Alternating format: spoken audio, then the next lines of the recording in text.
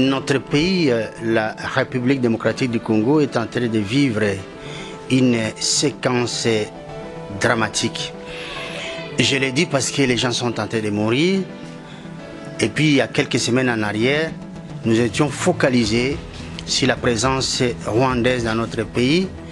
Une présence accrue parce que, d'une part, il y avait le Rwandais qui a installé sa direction générale à Goma.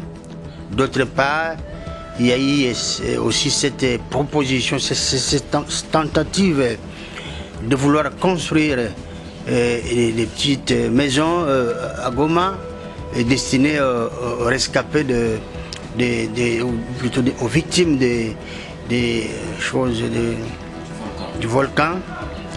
Mais aujourd'hui, tout au moins depuis quelques jours, on nous parle de la présence rwandaise et ougandaise, la présence de l'armée ougandaise sur notre sol. Mais écoutez, mettons-nous à réfléchir là-dessus. Les chefs de l'État avaient décrété l'état de siège. Donc nous avons, c'est une bonne chose, nous avons les éléments de FARDC qui sont très actifs. D'ailleurs, la libération de une cinquantaine de personnes qui ont été entre les mains des rebelles démontre que nos FARDC sont vraiment très actifs. Et nous sommes en train de nous demander pourquoi alors? Pourquoi les forces ougandaises, réputées pour leur cruauté, on sait ce qu'ils ont fait à Kisangani, on connaît la responsabilité de ces forces ougandaises sur le massacre et le pillage de nos ressources. Donc on se dit, il y a quelque chose qui ne joue pas. C'est une façon de remettre en cause l'état de siège. Et il faut que les chefs de l'État puissent donner des explications à cet acte.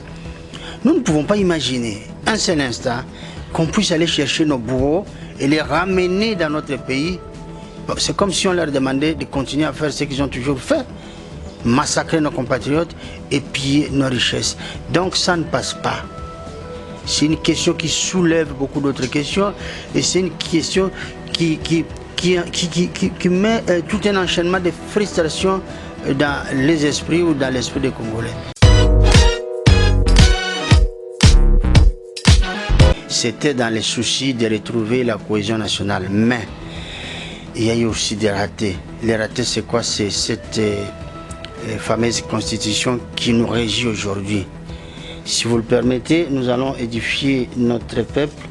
Vous avez par exemple l'article, je vous le dis tout de suite, sur le plan juridique, voici ce que nous dit l'article 213. Le président de la République négocie et ratifie les traités et accords internationaux. Ça, c'est dans son article 213. Et ce qui est encore grave, vous allez voir, un peu plus loin, on nous dit, donc l'article 217, la République démocratique du Congo peut conclure des traités ou des accords d'association ou de communauté comportant un abandon partiel de souveraineté en vue de promouvoir l'unité africaine. Et là, c'est qu'on ne nous dit pas qui représente la nation. Et là, nous les retrouvons, donc s'il y a un renvoi, c'est l'article 69. On le dit pour que le peuple congolais puisse comprendre la part de responsabilité de chacun. Alors, on parle de la République démocratique du Congo, mais qui représente la République? Nous le retrouvons dans l'article 69. Voici la teneur. Le président de la République est le chef de l'État. Il représente la nation. Il est le symbole d'unité nationale. Il veille au respect de la Constitution. Il assure par son arbitrage le fonctionnement régulier des pouvoirs publics et des institutions ainsi que la continuité de l'État. Il est le garant de l'indépendance nationale, de l'intégrité territoriale et de la souveraineté nationale. Or, cette question d'accord relève de la souveraineté nationale. C'est pourquoi... La souveraineté est peut violer la souveraineté nationale? Non, nous ne savons pas à quel niveau les chefs de l'État ont intervenu afin que nous puissions avoir cette présence ougandaise qui n'est pas justifiée. Parce que nulle part, nous n'avons pas entendu les deux chambres de représentants s'exprimer là-dessus. Et je vous dis qu'il y a un soubassement. Maintenant, il faut chercher qu'est-ce qui s'est passé, comment l'Ouganda a forcé la main pour qu'on puisse en arriver là. Que ce soit l'Ouganda, que ce soit le Rwanda, c'est vraiment un tandem qui a massacré nos compatriotes et qui a pillé nos richesses suffisamment. Donc je crois que là nous sommes tombés trop bas.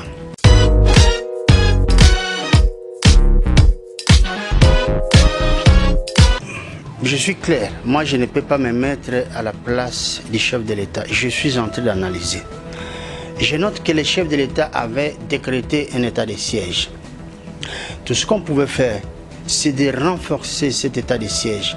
Parce que nous avons par exemple un journaliste, et les journalistes de votre collègue, je ne vais pas citer le nom, un collègue que vous connaissez bien, qui s'est rendu sur les champs, faire un reportage.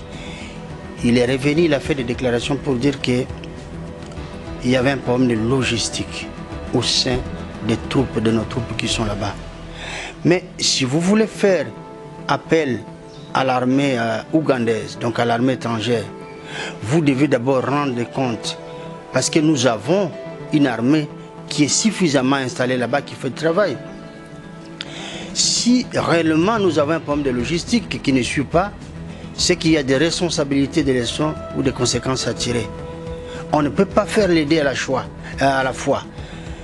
Et surtout que lorsqu'il s'agit de l'armée ougandaise, tout comme l'armée rwandaise, ont été des bourreaux de notre peuple. Donc le peuple n'est pas content.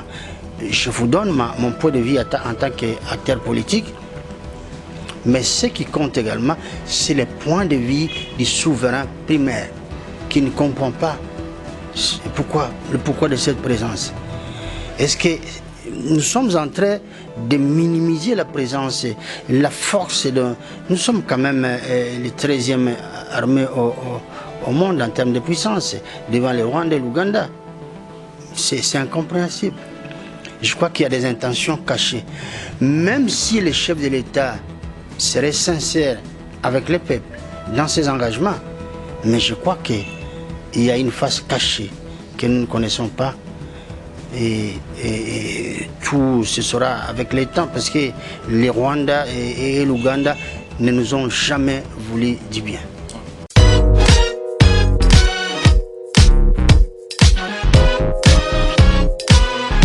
Nous devons faire un pas en arrière pour avoir l'effectivité du rapport de reddition des comptes, pour savoir si réellement ce qui a été décidé l'année passée a été appliqué. Et si tel est le cas, donc nous ne pouvons qu'être optimistes, dire qu'il n'y a jamais eu un 100D. Alors c'est une bonne chose lorsque vous avez ce budget qui est revu en hausse, 10 milliards, c'est une bonne chose. Mais la répartition pose un problème. Je n'ai pas tous les chiffres en tête, mais ce que j'ai retenu, rien que le fonctionnement des institutions, c'est taille une place importante avec 38%. Ce n'est pas possible. Nous sommes un pays en guerre.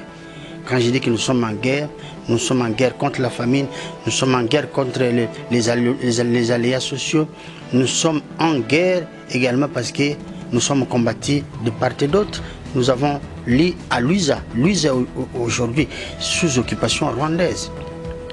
Alors, comment on peut tout simplement prendre une bonne part du budget national, près de 40%, et allouer ça aux besoins, ou plutôt au fonctionnement des institutions?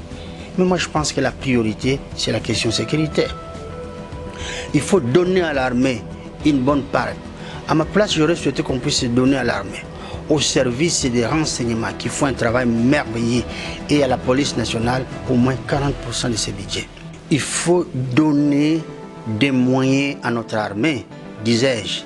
Il faut lui donner des moyens. Il faut donner des moyens, suffisamment de moyens à nos services de renseignement militaires et civils. Voilà, il faut donner également des moyens à la police nationale congolaise. Il reste parce que, figurez-vous, nous ne pouvons pas, aucun État au monde ne peut construire ou se reconstruire tout en étant tout le temps agressé. Les problèmes importants chez nous, c'est d'abord retrouver notre sécurité, recouvrer notre souveraineté. Si on faisait les choses à l'envers, ça ne marchera jamais. Et là, c'est vraiment la pire des choses que nous venons de faire avec un budget, le gros des budgets qui est alloué au fonctionnement des institutions.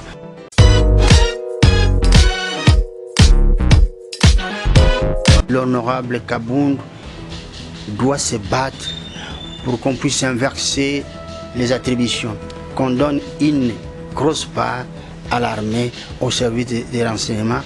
Il ne faut pas aller chercher à faire des rafistolages, qu'on dise que non, les députés doivent faire. Même s'il y avait session au niveau des émoluments, ça va représenter quoi? Mais là au moins, avec les budgets, ça représente à peu près de 39, de 3 milliards et quelques. C'est là où il faut aller. Vous voyez, qu'on ne cherche pas à distraire les gens. Avec les émoluments, c'est rien. Nous avons un budget, mais il faut faire des coupes afin qu'on puisse donner à l'armée des moyens. Imaginez-vous, comment le Congo peut aujourd'hui construire dans une piste, sur une piste, et tout en étant sur une piste instable. La piste instable, c'est le fait que nous sommes menacés, nous avons un sérieux problème de sécurité. Et voilà. Vous avez suivi ce qui s'est passé au niveau, je n'ai pas encore toute l'information. Les gens qui ont accompagné Kagame, et donc je dénonce la présence dans notre pays. Dans la délégation, il y a des gens qui ont amené une grande partie d'armement et qui sont rentrés avec. Mais nous voulons chercher à comprendre réellement si l'information est vraie. Si tel est le cas, ça veut dire qu'à chaque fois que nous approchons un pays tel que le Rwanda ou l'Ouganda, derrière, il y a d'autres visées, des visées expansionnistes. Voilà, ça, il faut y mettre fin.